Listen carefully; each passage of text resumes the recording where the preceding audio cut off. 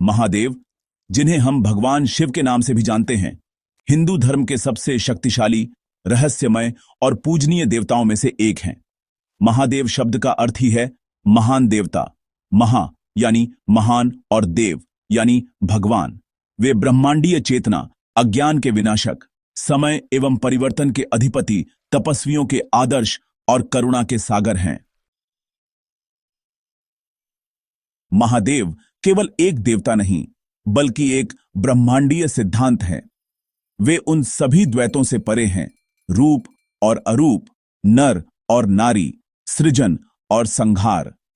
वे एक ऐसी दिव्यता का प्रतीक हैं जो हर रूप में व्याप्त है और हर भक्त की आस्था का केंद्र है।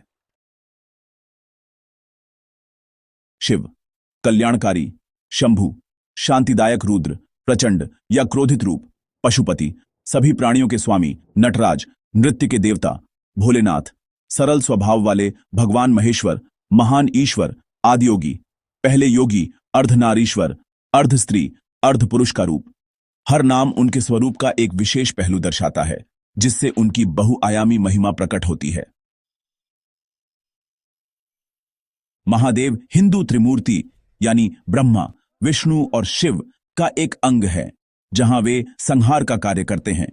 यह संहार नकारात्मक नहीं, बल्कि अज्ञान, भ्रम और अहंकार के विनाश का माध्यम है, जिससे पुनर्जन्म और आध्यात्मिक विकास संभव होता है। वे बदलाव के देवता हैं, विनाश के माध्यम से नवसृजन के प्रवर्तक।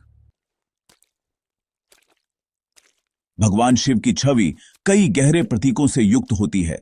जटाएं ये ज्ञान और ध्यान का प्रतीक है। चंद्रमा समय और भावनाओं पर नियंत्रण का संकेत देता है। तीसरी आंख आत्मज्ञान और दिव्य दृष्टि का प्रतीक है। भस्म वैराग्य और नश्वरता का संकेत है। नीलकंठ समुद्र मंथन के विष को पीने का परिणाम है। सांप भय और अहंकार पर विजय का प्रतीक है। बाघ की खाल वासनाओं पर नियंत्रण का प्रतीक है। त्रिशूल 3 गुणों यानी सत्व, रज और तम का प्रतीक है। डमरू ब्रह्मांड की ध्वनि, नाद का प्रतीक है। और गंगा ऊर्जा और पवित्रता का प्रवाह दर्शाती है। शिव की अर्धांगिनी है मां पार्वती, जिन्हें शक्ति भी कहा जाता है और जो चेतना की ऊर्जा का स्वरूप मानी जाती है। उनके 2 पुत्र हैं, भगवान गणेश जो विघ्नों का नाशक और बुद्धि तथा ज्ञान के देवता हैं, और भगवान कार्तिकेय जो युद्ध के देवता और धर्म के रक्षक माने जाते हैं। भगवान शिव एक तपस्वी होते हुए भी एक पारिवारिक व्यक्ति हैं, जो जीवन के संतुलन का आदर्श प्रस्तुत करते हैं। शिव को आदियोगी और आदिगुरु कहा जाता है। उन्होंने ही सबसे पहले योग और ध्यान का ज्ञान सप्तर्षियों को दिया। वे ज्ञान, ऊर्जा और आत्मविकास के मूल स्रोत माने जाते हैं। माया के नाशक शिव हमें भ्रम और अज्ञान से मुक्त करते हैं।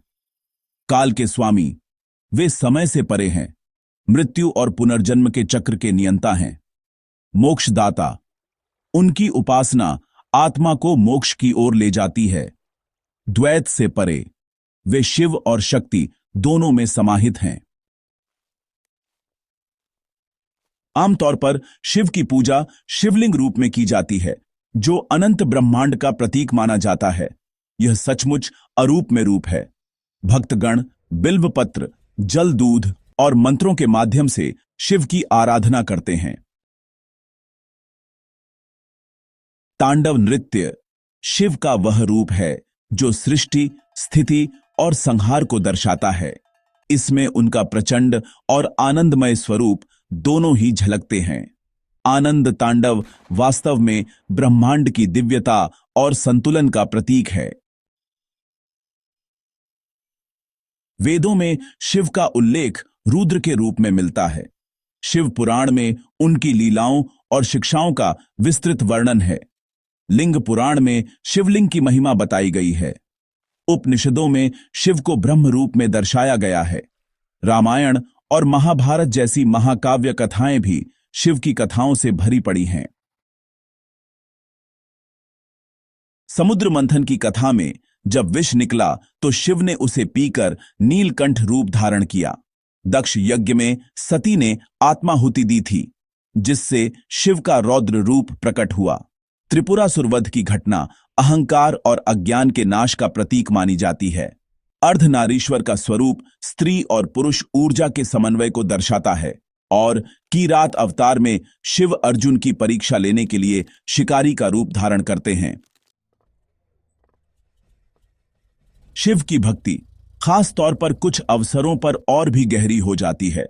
महाशिवरात्रि के दिन उनके विवाह और तांडव का स्मरण किया जाता है। श्रावण मास को शिव उपासना के लिए सर्वश्रेष्ठ माना गया है। इसके अलावा प्रदोष व्रत, कार्तिक पूर्णिमा और सोमवार के दिन भी शिव की विशेष पूजा की जाती है। भारत भर में 12 ज्योतिर्लिंग हैं, जैसे काशी विश्वनाथ, केदारनाथ, सोमनाथ, रामेश्वरम, जहां लाखों भक्त दर्शन करते हैं। अद्वैत वेदांत में शिव को निर्गुण ब्रह्म माना गया है। शैव दर्शन में वे परमेश्वर हैं। तंत्र साधना में वे पुरुष तत्व हैं, शक्ति के साथ एक रूप। वे केवल ईश्वर नहीं, बल्कि जीवन के मूल सिद्धांत हैं। शिव की पूजा केवल भारत में नहीं, बल्कि नेपाल, श्रीलंका, इंडोनेशिया, तिब्बत और अन्य देशों में भी होती है। वे जाति, वर्ग, धर्म से परे हैं। उनकी भक्ति सरल है और हृदय से जुड़ी होती है। महादेव केवल पूज्य देव नहीं, बल्कि अनुभूत सत्य है। वे हमें अज्ञान से मुक्त करते हैं, ध्यान में लीन कर आत्मज्ञान की ओर ले जाते हैं। वे शून्य और अनंत दोनों हैं, शक्ति और शांति दोनों हैं, ध्यान और क्रिया दोनों के स्वरूप हैं। शिव की उपासना अंततः आत्मा की खोज है।